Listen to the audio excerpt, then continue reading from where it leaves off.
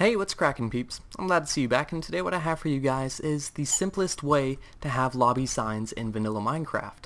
So, basically, now that they support scoreboard scores inside signs, because now they use JSON, you can do stuff like this. So, Banner, if you just want to join the server now, yeah, so you see, you can infinitely track the amount of players that are online. It can go up to the millions, even if your server can handle that.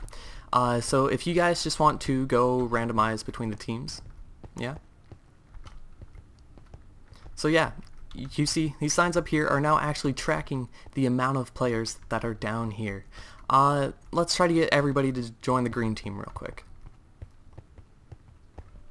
Yeah, so much like this, it can go infinitely unless you put a cap to it. And yeah, let's just go head on over and see how this works. Alright, so this device is quite tiny for what it does. Each one of these signs only need 3 command blocks, and they all run off of one scoreboard objective called players, and it is a type dummy. So first thing that's going to happen is you're going to set your red player score. Red is a dummy player.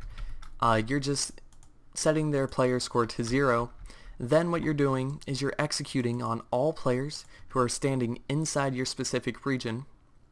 You are setting, or you're executing on them to add 1 to red score. Okay?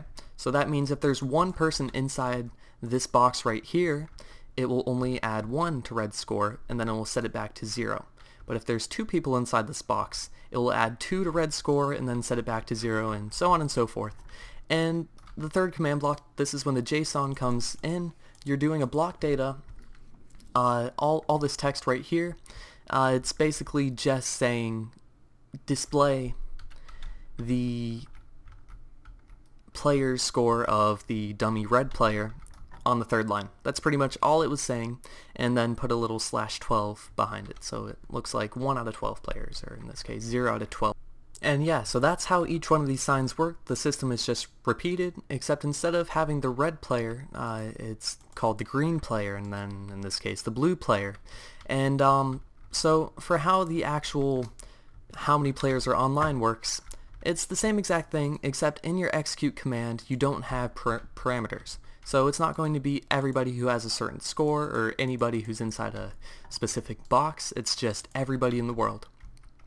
And yeah, and last but not least, if you want to get certain text that says blue team, green team, red team, or online, if you want to get stuff like that, this is all that these command blocks down here did. Alright, so if you enjoyed, please don't forget to hit that like button. If you want more and have not yet subscribed, go ahead and subscribe. And if you have any questions or ideas or suggestions, just go ahead and comment. Alright, well, peace.